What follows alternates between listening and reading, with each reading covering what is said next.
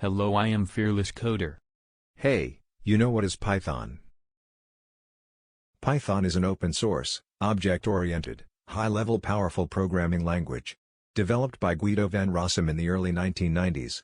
Named after Monty Python.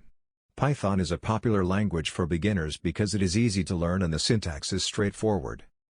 Features of Python. Open source. Easy to learn. High-level language. Portable. Object-oriented. Interpreted.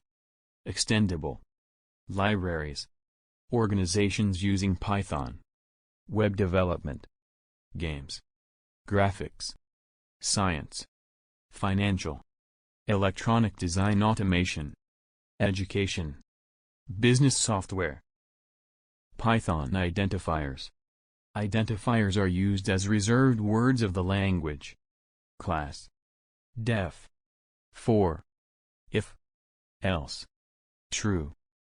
What is variable? A variable is a memory location where a programmer can store a value. Python variable name rules.